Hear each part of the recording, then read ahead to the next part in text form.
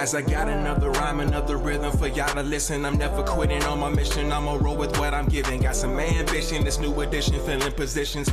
Looking at the void in myself and feeling what's missing. Better watch the way you going, better go in the right direction. In the moment you stressing, but you gon' be counting blessings. And I know that for certain. Keep on working, open curtains, haters swerving, cause they ain't ready for your final version. Whoa. I'm never gonna give up, fall down, I just gotta get up, yeah. You're listening to the Tom Ficklin Show on WNHH-LP 103.5 FM, your home for community radio. Good morning, everyone. Happy Monday. We're going to get our show started. We are bringing back some of our original guests when we started the COVID conversation last year.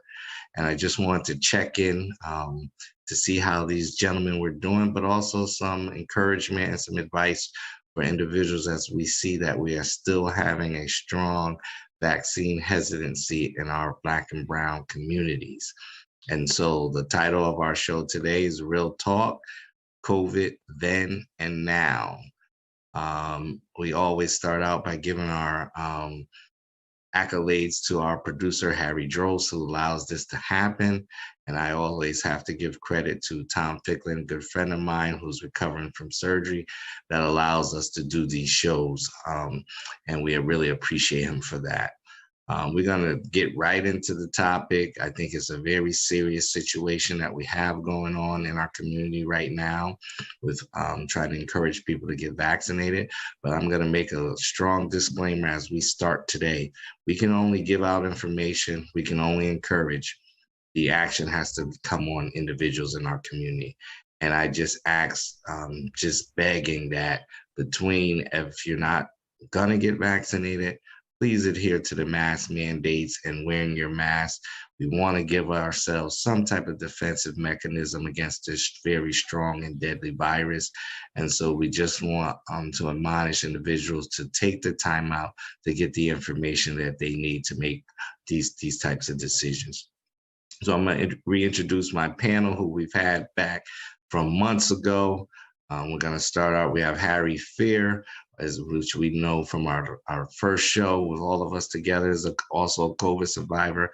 And we have Brian Wingate, and we're waiting on a good friend of ours, Diamond. Hope he'll be on soon. But I just want to check in with the fellas, just kind of recap what was your experience at that time, and just over the course of the months, some of the things you've learned and what kind of admonishment you can give to some of our community residents who are still having vaccine hesitancy. So we're going to start out with Harry. Harry Fair, just give us an update on how you've been over these last months.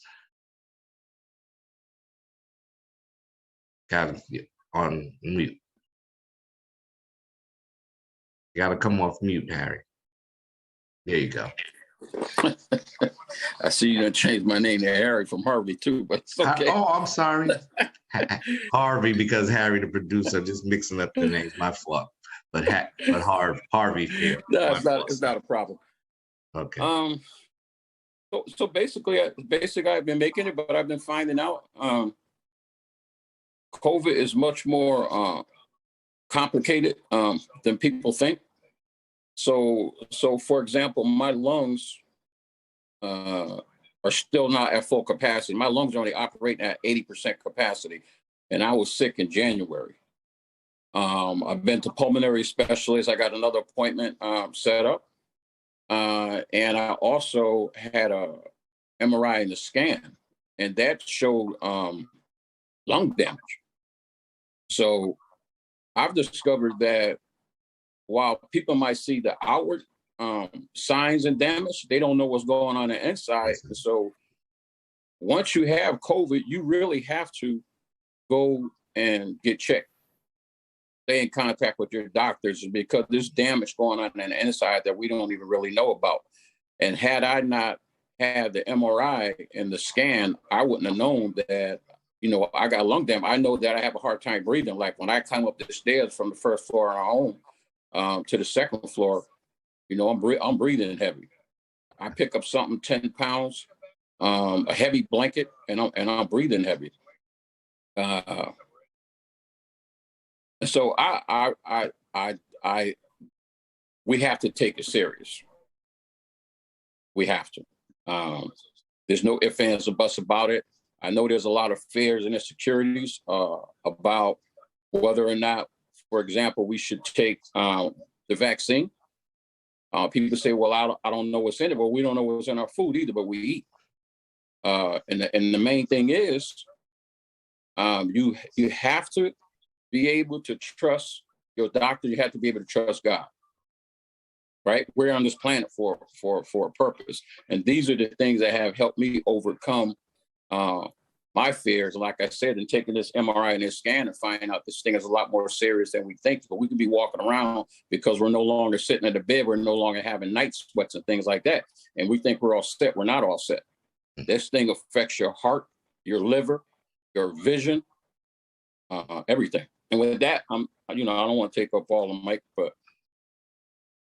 with that, I'm, turning it back to you, brother. Yeah, Harry, Harvey, let me stop. Yeah, Harvey, Harvey, that was very serious. It was a very, it makes us think. You've even made me think. So I think my appointment is on the 31st of August. And I've been like you. I've been nervous on many days because many people ask me, "Yo, how you doing, man?" Since that big battle you have, and like you said, we always say fine, and people say to us, "Man, you look good. You look good." But the thought is, as you're speaking, it reminds me is our bodies are on the inside is the part that's the most important. And That's we right. kind of, I think you brought up a great point. I've been having the same discussion with people who have the hesitancy. Oh, I don't know what's in the vaccine. You guys, we are smoking out here. We're drinking. We're doing all kinds of things that we put in our body that we're not 100% sure what's in those chemicals or those makeups or those products. But we have this great fear about this vaccination. And I'm going to give Brian a chance to talk, but it's just I want to keep in mind Harvey's thought. I don't want that to be lost. Is you got to remember the inside of your body, not how That's you right. look physically to people when they see you, friends and family, because you're going to look great. But that doesn't mean that there's not something working on the opposite and in the wrong directions on the inside of your body. So let's make sure we stay in touch with our physicians. Okay, now I'm going to kick it over to Brian. Brian, give us some update on how you've been over these last few months since you've been on the show and kind of some of the things that you're seeing going on in the community that have some concern for you. Thank you again, Maurice, for the platform to talk about this, because for me, it's been, I'm not a long hauler of the corona, but I do have days where, I'm tired than normal, or I can't smell, that whole weakness type thing.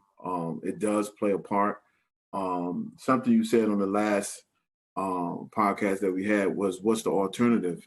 Right. And the alternative really is life or death. Right. The alternative is really like life or death. Right. And this variant right here, corona doesn't discriminate. Right. I know for me, I've been closer to my doctors since, I caught COVID last year. You know what I mean? I go to all my appointments, make appointments if I think I need to make appointments. Clearly, the inside is what it's all about. You know what I'm saying? I've been trying to be as healthy as possible, as well. Doing all the, vitamin things to try to support myself, but inside once again, once again to try to help out. But it's been some challenges. I would tell anybody, right, that the opportunity to fix this thing is here. Like, we talk about, I'm not putting this in my body. I'm not putting this in my body. I don't know what it is. The FDA haven't approved it. The truth of the matter is, look at your brother. Look at your sister. Look at your cousin. Look at your aunt. Look at your mother. You can't tell me that there's no one in your family or friend that that hasn't encountered with this pandemic. This beast of a virus.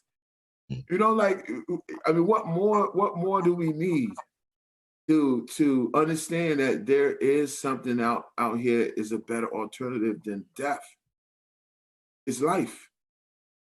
is life. And I understand the hesitancy. It goes back 100 years, goes back a long time with the Black and brown community. I get that. But look at the people who've been a part of the change, right? Look at the people that have been a part of the change with this virus, with the Pfizer, with the Moderna. It's been us. It's been Black and brown people to administer, to help process this thing, to keep us forward, right? We need to be selfish. We need to be selfish. This is helping the Black and brown community. I had an opportunity to have a community, a little community event last Saturday, and we had the truck out there, right? You know what I'm saying? We had like I believe 12 people got vaccinated, and I was hoping so much more. And I was talking to the people, the clinical folks, and they say, you know what? If we can have, because we got 30 trucks out here, if we can have 10 people within the 30 trucks, that's 300 people. We made a difference, and that's what we got to do, right? Like it's for us, right? Just want to give some background numbers because I stay on the news and news media outlets, and I like to listen to the numbers because I always tell people numbers don't lie. Men and women, we have our different judgments, we have our different opinions, but numbers don't lie. So let's just give me the number I've heard lately. So we have 93 million unvaccinated folks in America. For us to be general, we hold a population of about 310 to 330 million people in America. And then we got to keep in mind that people under 12 right now can't be vaccinated. But as I was told, that's only about 3% of the population. So we're talking about 93 million people who are out here currently taking a risk that can cost their life. And so I do understand there's individuals from religious purposes. I know there's people, they talked about immune deficiencies that certain people have that it wouldn't be proper for them, or they're being encouraged by their doctor not to get the vaccine. But let's start to show on a strong note of saying one thing we're not going to do, and I'm not trying to help allow my people to do, is take hesitancy and confuse it with ignorance. Because we're going to you're getting to that point. If I would tell anybody by any analogies or anything that would help them. You have a lion outside of your fence that is hungry, and his only thought is to see something that would become food for them. Now it's right outside of your fence. Fence probably not but so strong for a lion. What would be your mode of defense? You have to have some mode. We can't sit there and say, well, I'm gonna just sit here and wait till the cops come and shoot at the lion and chase it away. You got to have a defense. So my thought this morning, and as I got up this morning, I was up early and I was trying to think of some of the things we need to bring up. What are some of the things we need to say? You're talking about individuals on this call that are actual COVID survivors. They had COVID. Yes. They can tell you from personal experience. It's no joke. It was very serious. It was very scary. Things and symptoms and stuff that probably have never happened to you in life before happened to you. I fell. There were so many different things. I'm sure both of you can. Those chills. The chills. I've never been so cold in my life. Yeah, I remember when you brought that up, it reminded me of that. I didn't even think you could be that cold. I was actually under the covers, and it felt like I was outside on the porch, probably with no clothes on in a winter day. And so we've experienced that. And I always tell people it's always good when our people can see people who look just like them, who they know, who they've come in contact with at some point in their life for whatever reason it was.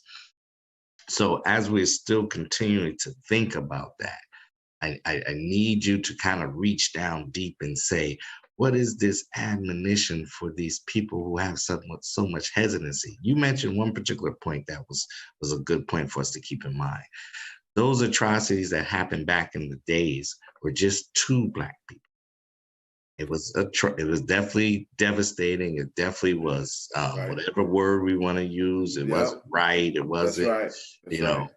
but it was just towards Black people at that time. So now we got to keep in mind and kind of open our brains to say this vaccine has been given to every nationality and race of people throughout the whole world. And there are some parts of the world that don't have the access that we have here in America to be able to have a choice between all three different vaccines, depending whichever one you want to take. You have that choice, you have that opportunity.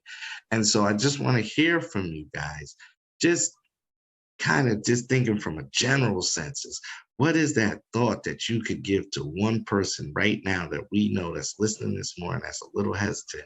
What would you say to them to try to motivate them to really look into the information on getting vaccinated? I'll start with you first, Brian. I mean, you know, when you're talking about ignorance, right? It's just basically not knowing, right? Right.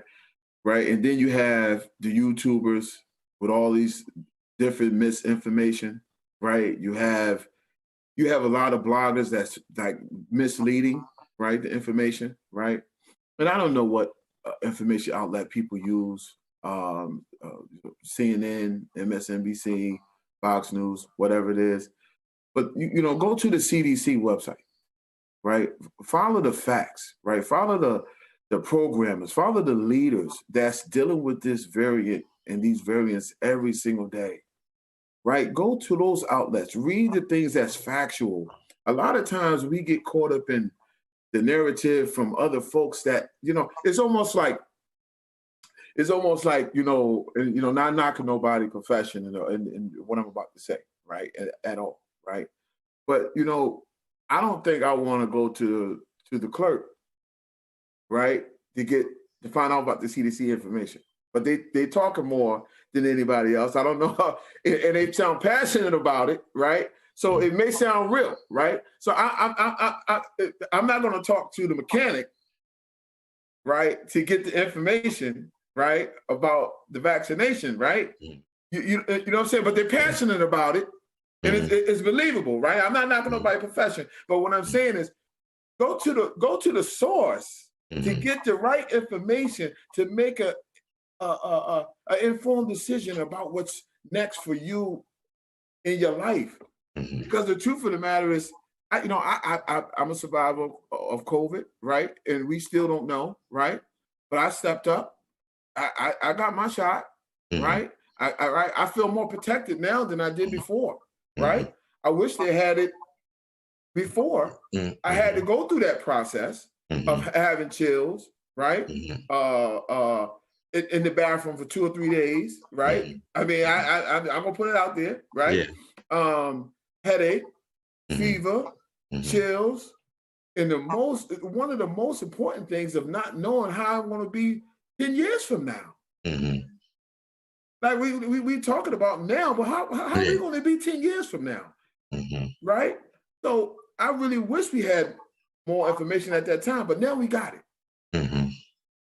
Right now we have it. It's a year and a half. Now we got it. You know, like we out there, right? Like some folks, they get vaccinated, right? A lot of us have got vaccinated, and we need so many more to get vaccinated. But I would tell somebody, don't talk to the mechanic about the variant to get the knowledge. Don't talk to the clerk. the barber. Don't go to the barber. You know what I'm saying? Right. Go to the CDC website. Get the information where the information is factual and true. That's what I would say, Mo. You know what I'm saying? I would do it that way. I ain't gonna take up the mic. I'm gonna let my brother speak. But hey, you said it the best way it could be said, Harvey. I think it's difficult at times to communicate to someone who hasn't been through a particular experience. And when you couple that with fears and insecurities, misinformation, some of this stuff is deliberately misdirection, you're gonna have a very difficult thing to be able to accomplish. But when you've been through it yourself, right? When you're still going through it, like I still have body aches. It's not as often as it was when I was outright sick, but once a month, I still have those same body aches. And I think also we live sort of like in isolated lives these days. So you don't really get a chance to see what other people are going through. But if you're a part of, say, for example, a fraternity or some type of organization where you all stay in contact, like with myself, I know that I've had brothers who had lost, one brother lost his twin. They was both sick at the same time. He just lost his wife about 3 weeks ago. His mother was in the hospital sick. When you see that, and you come to realization that there's nothing we see in creation that's perfect. Our meals are not perfect. Our automobiles are not perfect. Our cell phones are not perfect, yet we still use these things. We can say that the vaccines, they're not fully developed. We can say that, but we can also say that it has saved lives. It has kept people that got sick from dying. Had they not had the vaccine, they would have never made it. And I think when you come close to death, you take things a little bit more serious. Same thing when I'm blessed to be here today. After I survived COVID, right? And then I had a stroke. That could have been COVID related. I don't know. Yeah. But I know that God kept me. And I know I'm here for a purpose. And I believe, like I was telling my wife Karen the other day, I believe one of my purposes is to be a warner. Definitely. So this is a warning to the people. Definitely. You cannot sit back and blame everything on the past, because we're not living in the past, we're living in the present. At one point, we was in chattel slavery. We're no longer in chattel slavery. There might be some signs of it, but we still managed to move on with our lives. And at this point, it is super important to start thinking about other people, to talk to other people who was on that deathbed, and God, allowed them to be here today. Maybe some of us are still here to tell other people. Right. And it's so funny that you say that. This is the purpose of why I felt to do the show today. It was an option, but I just said, with everything that's going on in our communities locally, and for the brothers and sisters that are having a hard time with this, maybe if they hear for some individuals that really went through it. I know seeing is believing in our community, and we know that. And so maybe after hearing again from this group of brothers who we had on months ago, when this pandemic seemed like out of control and we didn't probably have no way of slowing it down, there is now a way to slow down the fact of you getting extremely sick and dying. So just for that part, if it would keep you away from those two extreme parts of it, that to me is worth it for you to look into it and look into the information that you need. I mean, you are getting firsthand information that's not right now what we're talking. None of us are in the medical field as doctors. So we're not even talking to you as doctors. We're talking to you as community residents that care for our community and know that this virus is no joke. And we're talking to you this morning to try to, if we get one person to listen and make them think double on trying to figure out, should I go and get vaccinated? I was amazed. 50 Fitch, they were maligned in the media so many different times for different things. And they did a vaccination program this Thursday just passed. 21 individuals, and individuals that I knew personally who I thought would never get vaccinated. Wow. And so if it shows that individuals in our community can set up these pop-up clinics and these pop-up workshops in areas where we already know people are going to be, so that we can give them an opportunity to look into it for themselves and ask those key questions. I'm not asking anybody to just say, oh, go on and take it and don't, find out, the thoughts that you have in your mind, what's in it, and how long will it last. And I don't have a problem with you wanting the answers to those questions. You're supposed to. And I don't want anybody to think that hesitancy isn't normal. It is normal. But we have to overcome it. And we have to overcome it by, as Brian said, the facts. Go up on the CDC website, read the facts, talk to your local physician. If you don't have your own physician, places like Cornell Scott have been giving out their phone number and been doing workshops to be able to sit and talk with people so that they can get over this hesitancy. But we as Harvey said it, we want to make sure that it's not a selfish reason and we're not thinking about the others around us, because that's who it affects the most. It's going to be your parents, the kids, and then especially it's important for us as adults to get vaccinated, for individuals to have kids and grandkids that are under 12 who can't get vaccinated. So you have to be able to help to protect them also, so that the virus doesn't come up, and that we're seeing that more and more kids are starting to get it. So once again, Brian, just reflecting on what you're seeing going throughout the city, the efforts that you see different people have. What are some ways that we can keep getting the word out? Like, what are some outlets that we can keep getting this word out? Mo, before I answer that question, November 16th, my brother caught COVID, and I lost my brother. I lost my brother to COVID down in Virginia, right? My brother Randy, right? My brother Randy, right? God bless his soul, right? And just thinking back, what if he was able to get the shot, right? He had some underlying stuff going on, but who don't, right? Who don't, right? I just wonder if the variant at the time, because it wasn't available at that time. Yeah. Right? It wasn't available at that time. If my brother would have got the shot, would he still be here today? Mm-hmm. Right? And it hurts.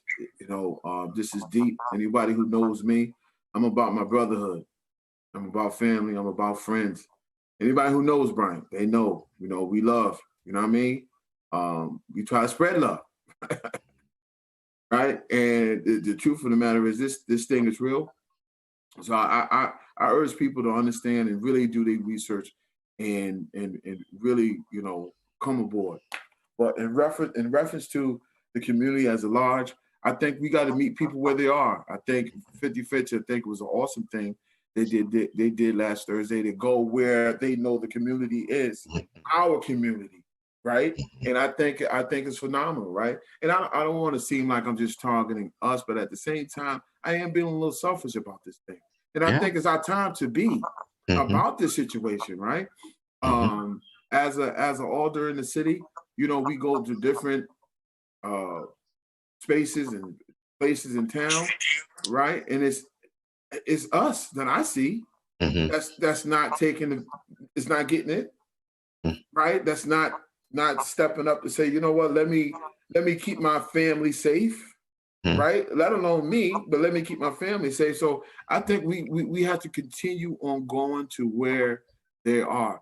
I think about that Seatown parking lot over there on Grand Avenue, right across from that McDonald's, right? That's where they at. That's where people are. That's where people are. I'm thinking about, I think it was yesterday. All the days are run together sometime. But as of yesterday, right? They had the basketball tournament. You know what I'm saying? Police against the firemen.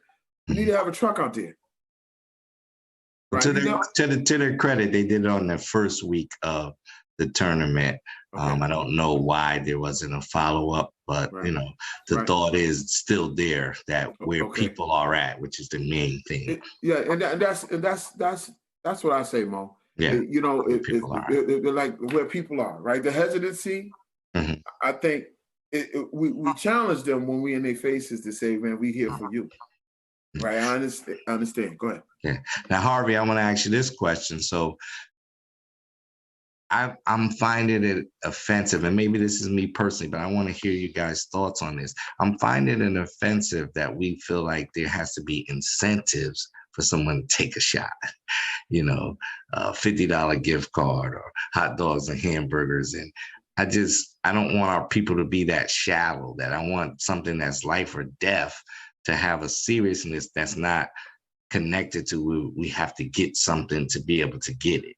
And can you give your personal thoughts on that? What do you think about that? That's one of the things that's bothering me. If I can be candid, and I will, because that's how I am, and be honest, for whatever reason, our people, and not just our people, a lot of people are not, they don't gravitate towards science, right? And so we have to be able to allow ourselves to be educated from a scientific perspective. And sometimes it may take, unfortunately, for some type of incentives. But the incentive shouldn't be, I'm gonna give you $100, you come get the shot. The incentive should be, you might get $100, but you're gonna go through this lecture. You're gonna hear these people who have had COVID, who have had people in their families die from COVID, and these doctors, these scientists, and people like yourself to come and you got to sit down. You're going to listen to this. You're going to be educated. You're not going to just walk away with $100. Okay. When you walk away, you may have $100, or you may decide at that point to say, give me the shot. Yeah. But you're not just going to come and say, I took a shot here with $100, because now you still can't educate your children. You can't educate people in your community. So I don't have a problem really with incentives, but it has to be incentives with knowledge. Okay. Gotcha. I like that. I like that. I think that was the best way. I like that. Said. I can appreciate that. And I think that would change the difference, because like he said, it's not going to be the fact that you just got the $100, but now you walk away with the education to be able to tell someone else. And I think that's where it is because we want to, you know, I explain to some of my higher ups at my job all the time. One thing that I think is underestimated in our culture is we believe in direct connect. That, you know, it's just a funny thing with us. Like, if Brian's telling me, listen, man, it's this dinner I want you to go to, blah, blah, blah. If Brian doesn't have the direct connect, the thought of me really going, he's not going to excite me, because I got to know, Brian, you're going to be able to get the tickets. We're going to be straight. You know, when we get there, you know, it's going to be food. It's going to be. I'm with you, Mom. Good money. I'm with you, Mom. Good money. You know what I mean? That's what I mean. And so Harvey knows how it goes. It's the same way. You know, if my man say he got a clothing store and you come over, I want to know that I got the direct connect with you. If you run out of these, are you going to be able to get me another one? Right. You know, that's our people. That's our people. Our people are like that. And so what I'm trying to get some of the higher ups in these administrations to understand is people are going to feel more comfortable with people they know, and people that they conversate with, and people they have conversation with. You know, it doesn't have to be on a daily basis, but you know, periodically have conversations with. They're familiar with them. So when I thought of the show, I couldn't have been like, okay, should I ask Harvey to come back on? Should I ask Brian to come back on? No, we have direct connect now. The thought was, these brothers have the information that the people need and faces that people know, to be able to let them know, like, we are survivors that are out here helping you understand that this thing is no joke. He just gave you an example of someone who lost their twin and then lost their mom. Yeah, real. That's right. This is real. Yeah. These are not, you know, I think a lot of people are seeing some of these numbers on TV and they're not equating them as individuals. I saw a show where it explained that a woman and her husband was going to get vaccinated, and he actually died before they made the decision to get vaccinated. How does she continue knowing that they thought about it? Yeah, I think I've seen that. Yeah, I know you've probably seen that. Yeah, that's the one that's kind of popular because it affects you to understand that they were on the verge of thinking of getting it. Yeah. They didn't in enough time, and he passed away. That's right. So we don't want our residents out here that's listening today or may hear this show at another time, it might not be today, to not understand how serious it is to be able to not protect just yourself, but your family and your friends and your local community. Now, there's one other thing that was coming up. So now I heard the thing with, now, you know, you guys, we have the mask mandate. And so you can see people's faces, they turn up, and you got the people who they wear half of the mask on, and you got some who I left it in the car. And, you know, if you're not vaccinated, you need that mask more than anybody. And we're here to tell you today, we don't want you to take that light. And as I just keep thinking of Harvey's story, and he's telling you that he's still getting residual effects from it, you don't want to go through that.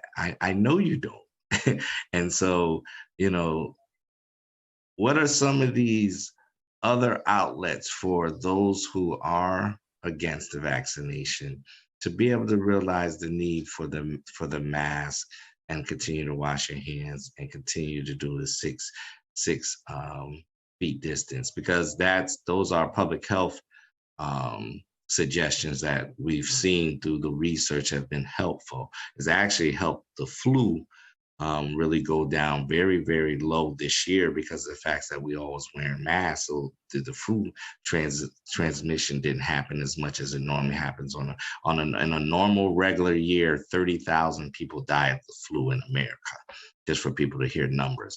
So we were much lower than that this year because of the mask that people were wearing to fight COVID was actually helping to fight the flu also.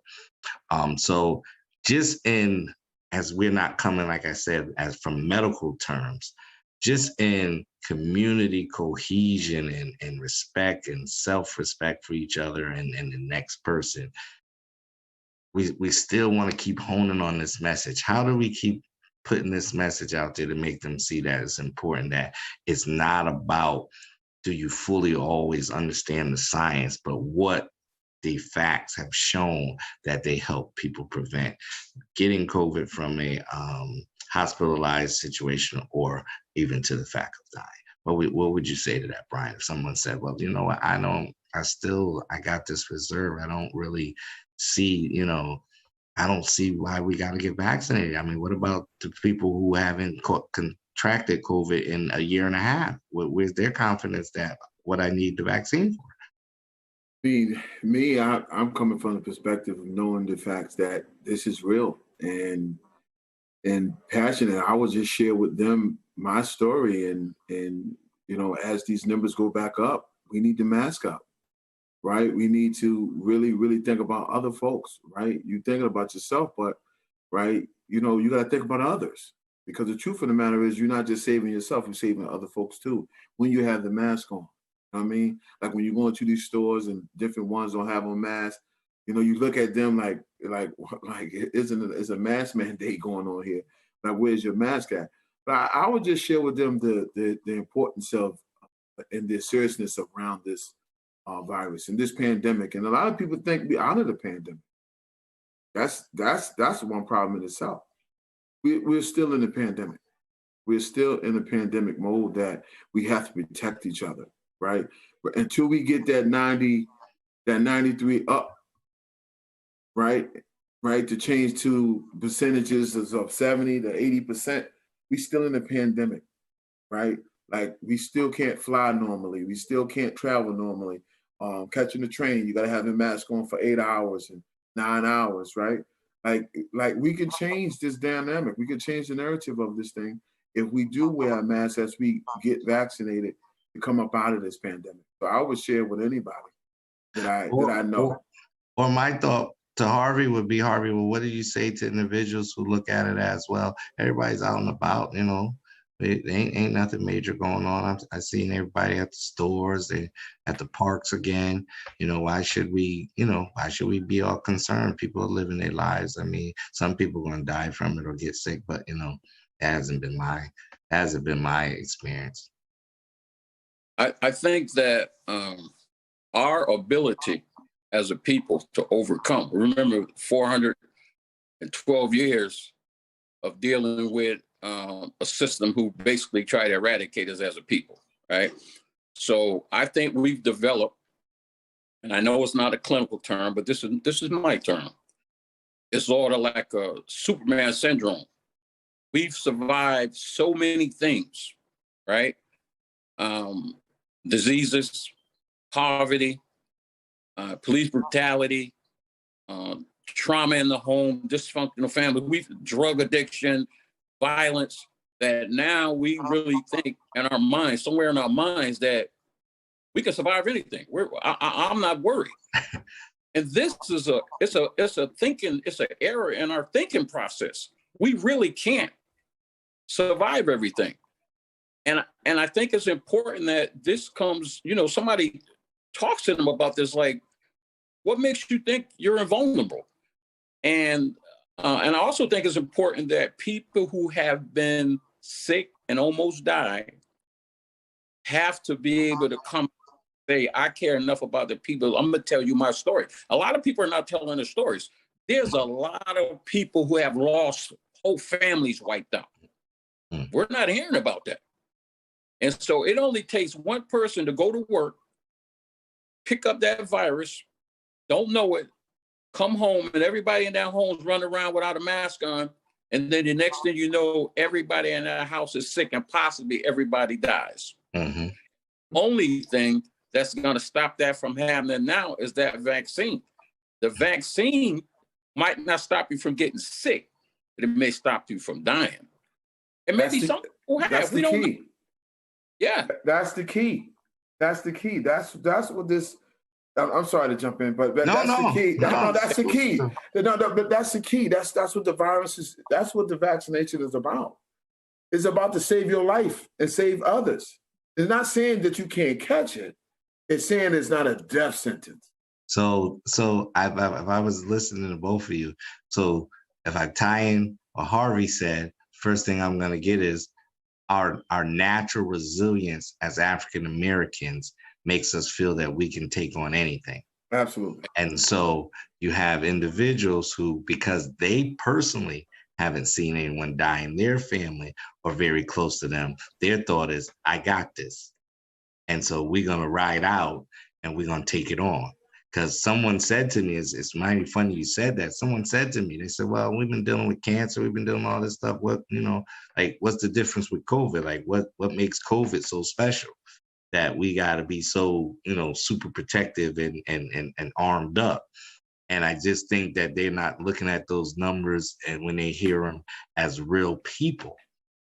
And I think what happens is we got to have people like us continue to be in front of them as real people telling you, nah, they called home and told my family I wasn't going to be there in the morning. I don't know if you know what that call feels like. I don't know if anybody have had a call like that to a family member, that personal.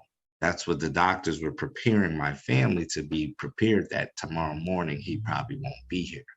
And so I try as much as I can. These forums are good ways. I'm involved with some work that Cornell Scott is doing with Let's Talk About It show, where we bring medical professionals that look just like the community up on the show. And we speak about those matters for about an hour with the groups. They've been specifically civic groups and small groups, but hopefully it'll start to carry a message where people are starting to hear from doctors and APRNs and individuals that look just like us, giving that message of how important it is. It goes deep into what's in the vaccine, all those different things. And so we got to try to continue to push this message over these next, I would say, 5 to 8 months is going to be very crucial, because as this variant moves through our country, and we know it's moving through New Haven quite a bit, and that's what caused the mandate. You said something, Brian, that really hit me. We got to be selfish about our people to be able to say, listen, we can't save the world. No.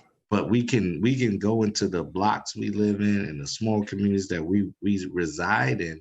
And I like Harvey's suggesting the best is, if we're going to give incentive, let's put some education behind the incentive. Absolutely. I think absolutely. That's powerful right there. Probably coming away from today, that's probably going to be the one thing that sticks in my head. I can dig it. If we're going to incentivize people, let's educate them. Yeah, that's right. Let's educate them, because there's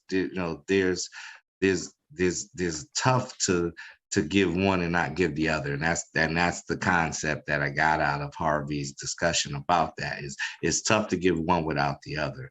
My co-host has just joined us. He was a little busy in some meetings, but what we're trying to tie into with what Bernard did on Friday. So he hosted the show on Friday, and he had the medical staff from Cornell Scott explaining some of the key things that people have hesitancy about.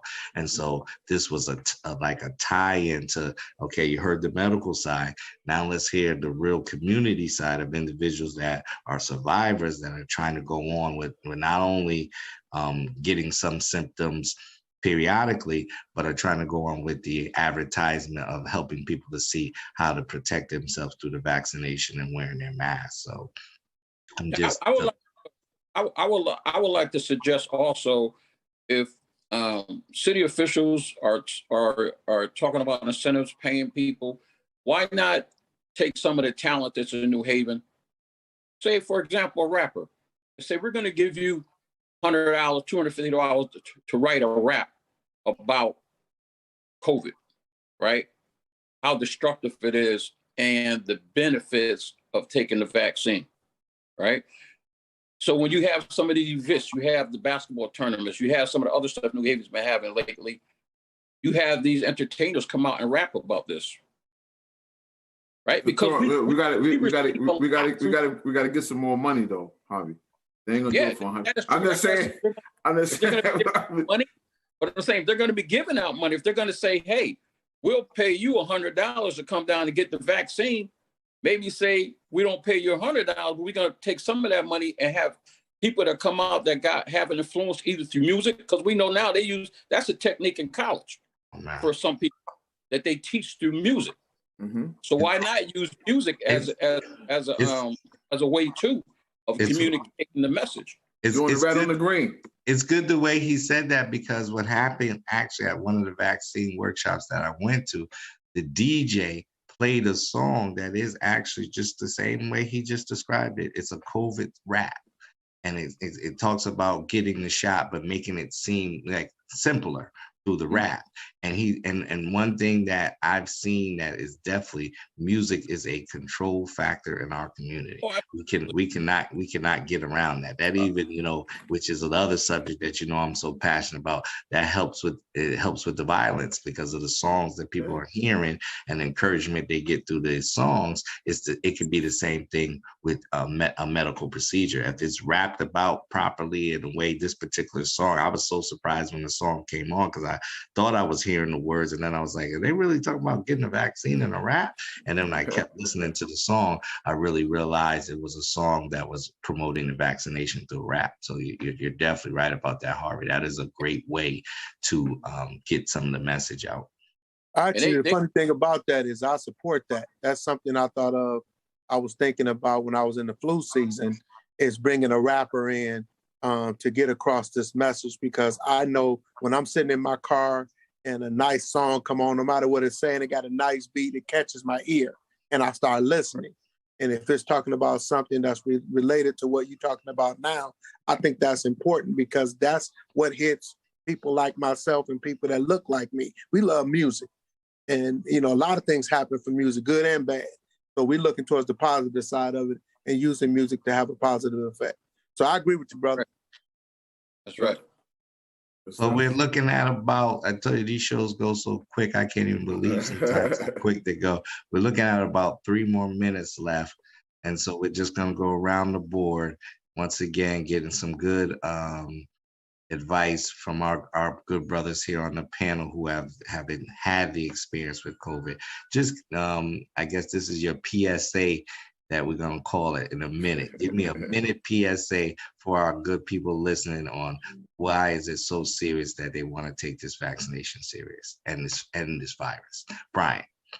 Well, first I want to say thank you, Mo, for having me on the show once again. I want to give a shout out to my daughter. It's her birthday today, who did go get vaccinated, which I'm so happy about, because she's in that age where they're not checking the CDC. They're going to other folks to get the knowledge, right? But I would just say, once again, this is a serious thing. This is a life and death situation, but we can turn this thing around. We are survivors. We will get through this process together, but we need to get vaccinated. Hopefully we can come to a place that's near you to educate, to inform you, and receive a good enough knowledge for you to get vaccinated. Because you're not just saving your lives, you're saving others. So thank you once again. Great PSA, Brian. Harvey. I too want to thank you, Rose, for having me on. Hope Tom had a successful surgery. It's important, and we've heard it today, it's important to be able to meet the people where they're at. I think one of the key things is understanding. We're not a people who these days like to sit back, hear sermons and lectures and things like that. You have to be able to get some credible people out there. We have to be able to find ways in which to effectively communicate how important it is to wash your hands. Simple stuff, really. Keep your finger out your nose. Don't wipe your eyes with your hands and stuff like that. Wear some gloves if you have to. Keep that mask on, and don't think that the man or the woman sitting next to you are not infected with that COVID-19. It's a killer.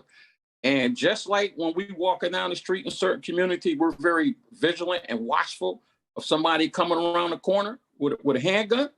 We have to start looking at COVID as somebody with a handgun. And we just have to know, bro. I don't know what else I can say. I'm very passionate about it. So I might stumble across my words at the end of this, but I know it could be a death sentence if you get it, and you could be wiping your whole family out and don't know about it.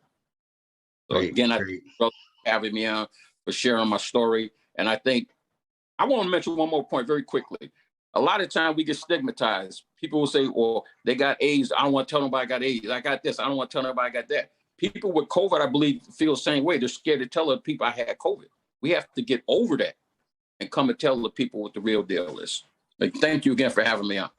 Great admonition, Harvey. We really appreciate you. We appreciate you, Brian. Thank you, sir. Bernard jumped in on the last tail of it and gave us some good points to keep in mind.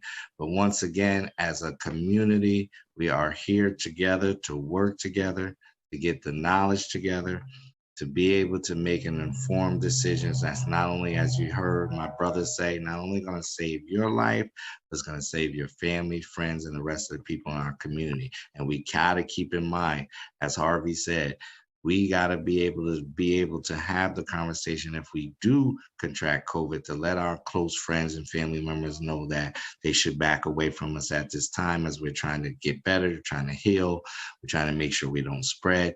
And we got to do this as a unified effort in our community. And so I thank the brothers today. We're going to continue in this work. We'll definitely get back together up on the show at a later date to keep keeping the pulse of our community and monitoring what's going on, and keep advising everyone to stay safe and be blessed. So everyone have a great Monday. May the rest of your week continue to be great. And let's continue to be educated and get out here and save our communities. Everybody have a great one. Keep leading, Mo. Keep leading. All right. This is Harry Droz, and you're listening to WNHHLP 103.5 FM New As I Haven. got another rhyme, another rhythm for y'all to listen. I'm never quitting on my mission. I'ma roll with what I'm giving. Got some ambition, this new edition, filling positions. Looking at the void in myself and feeling what's missing. Better watch the way you going, better go in the right direction. In the moment you stressing, but you gon' be counting blessings. And I know that for certain. Keep on working, open curtains, haters swerving, cause they ain't ready for your final version. Whoa. I'm never gonna give up, fall down, I just gotta get up,